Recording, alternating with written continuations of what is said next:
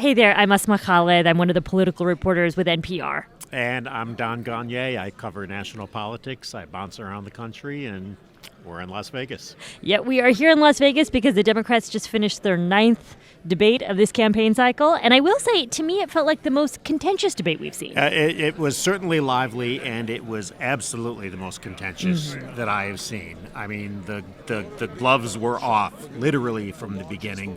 Mike Bloomberg faced early, fast attacks. Mr. Bloomberg had policies in New York City of stop and frisk, which went after African American and Latino people in an outrageous way. That is not a way you're going to grow voter turnout. Look, I'll support whoever the Democratic nominee is, but understand this.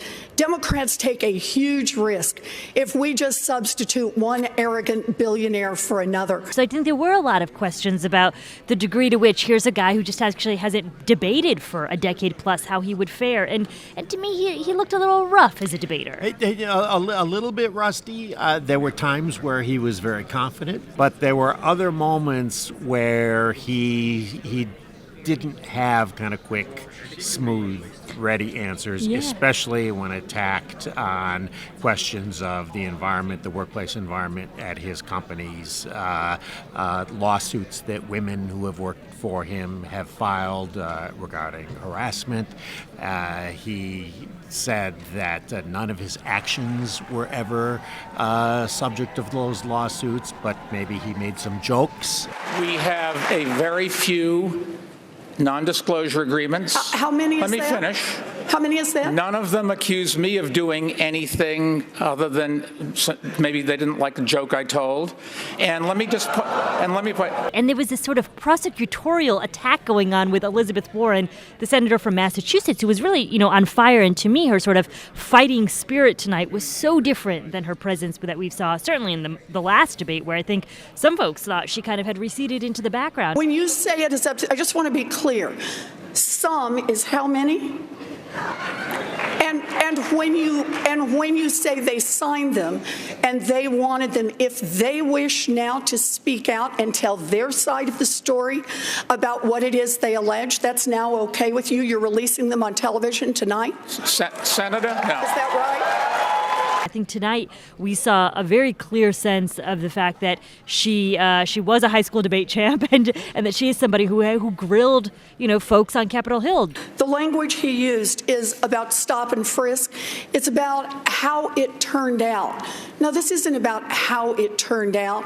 This is about what it was designed to do to begin with. It targeted communities of color. It targeted black and brown men from the beginning. I mean, to me, in some ways, she did the work that a lot of these other candidates felt they needed to do against Bloomberg. And I'm not clear that, when we see the caucus results on Saturday, will she be the beneficiary of all this? But she was certainly the bad cop who was able to critique and attack Bloomberg perhaps more than anybody else. So, Don, the other sort of simmering tension I felt that we saw tonight, and we certainly have seen it before, was between Amy Klobuchar, senator from Minnesota, and the former South Bend, Indiana mayor, Pete Buttigieg. It clearly seemed like there were moments where one got under the other's skin. You're staking your candidacy on your Washington experience. You're on the committee that oversees border security. You're on the committee that does trade. You're literally in part of the committee that's overseeing these things. And we're not able to speak to literally the first thing about the politics of the country to ourselves. Are you trying to say that I'm dumb, or are you mocking me here, Pete? I'm saying that you shouldn't trivialize I made an error. She was specifically asked a question about an interview she gave recently where she was unable to name the president of Mexico. Yep. And she said it was a momentary slip-up. I forgot a name. Buttigieg was hearing nothing of that. She retorted that she had worked on immigration reform. She then noted that Bernie Sanders, as a senator, had voted against it.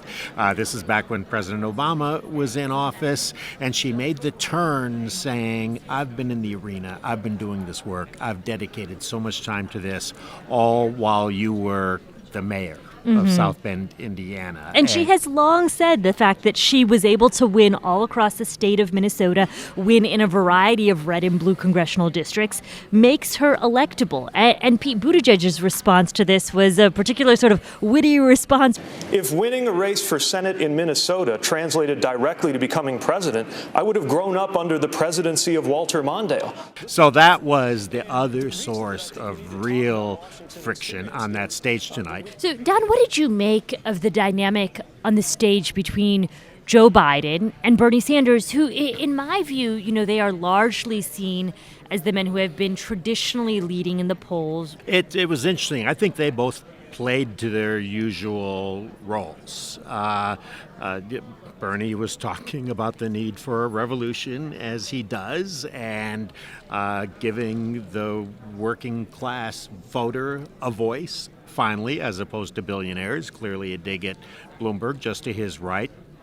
And we really did get his basic pitch on health care, on immigration, on climate change, on all of those things. Somehow or another, Canada can provide universal health care to all their people at half the cost. UK can do it, France can do it, Germany can do it, all of Europe can do it. Gee whiz, somehow or another, we are the only major country on earth that can't do it. Why is that? And I'll tell you why.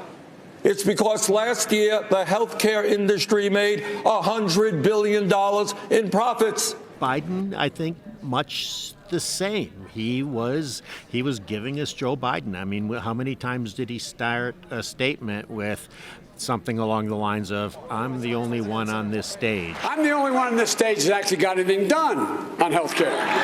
Okay?